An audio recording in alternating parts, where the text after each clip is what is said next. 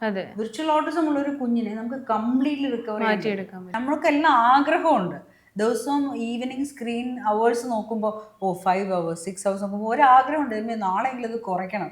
പക്ഷെ വീണ്ടും വീണ്ടും ഇപ്പം നമ്മൾ പറയാം എങ്ങനെ സ്ക്രീൻ അഡിക്ഷൻ കുറയ്ക്കാന്ന് പറഞ്ഞ് റീൽസ് റിപ്പീറ്റഡ് ആയിട്ട് കണ്ടുകൊണ്ടിരിക്കും. അതെ, ഒരു റീൽ ശരിക്കും അതെ, അഡിക്ഷൻ മാറ്റണമെന്ന് ആഗ്രഹമുള്ള ഒരാൾ ഒരു റീൽ കാണുമ്പോഴത് മാറ്റി വെച്ചാൽ തീർന്നു, ഞാനിത് നിർത്തി, അങ്ങനെയാണ് ശരിക്കും ചെയ്യുന്നത്. പക്ഷെ വീണ്ടും വീണ്ടും റീൽസ് അത് പാസ് ചെയ്ത് വീണ്ടും പിന്നെ വീണ്ടും റീൽസിന്റെ കാര്യം പറയുകയാണെങ്കിൽ കുട്ടികൾക്കൊക്കെ ഇപ്പം കുറെ നേരം ഒരു കാര്യം ചിന്തിച്ചിരിക്കാൻ പറ്റില്ല. റീൽസ് ഇപ്പൊ 30 seconds 60 seconds ആയിട്ട് സ്ക്രോൾ ചെയ്ത് വിടുന്നതുകൊണ്ട് കുറെ ഒരു ഇതിലേക്ക് കോൺസെൻട്രേറ്റ് ചെയ്യാൻ പറ്റുന്നില്ല. വളരെ ആക്റ്റീവായിട്ട് സന്തോഷമായിട്ടുള്ള ഒരു കുഞ്ഞ് ഈ ഒരു ഒറ്റ റീസൺ കാരണം, വീട് നല്ലതാണ്, നല്ല ഫാമിലി മെമ്പേഴ്സാണ്, സപ്പോർട്ടീവ് ആണ്, ഇല്ലേ, ചിലടത്ത് ഒരു അച്ഛനും അമ്മയും ശ്രദ്ധിക്കാറില്ല. പക്ഷെ ഈ കേസിൽ അച്ഛനും അമ്മയും ശ്രദ്ധിക്കുന്നുണ്ട്, നല്ല സപ്പോർട്ടീവ് ആയിട്ടൊരു ബ്രദർ ഉണ്ട്. എന്നാൽ പോലും ഇന്നത്തെ കേസിൽ കുഞ്ഞുങ്ങൾ സഫർ ചെയ്യുന്ന അതാണ്, പേരൻസിന് സംസാരിക്കാൻ സമയമില്ല, കുഞ്ഞുങ്ങളോട് മിണ്ടാൻ സമയം, അതുകൊണ്ട്. പക്ഷെ ഇതിലെല്ലാം പോസിറ്റീവ് ആയിട്ടും ഈ മൊബൈൽ എന്ന് പറയുന്ന ഒരു ഫാക്ടർ കാരണം ആ കുഞ്ഞ് വിഡ്രോൺ ആവുകയാണ്. അതാണ് ശരിക്കും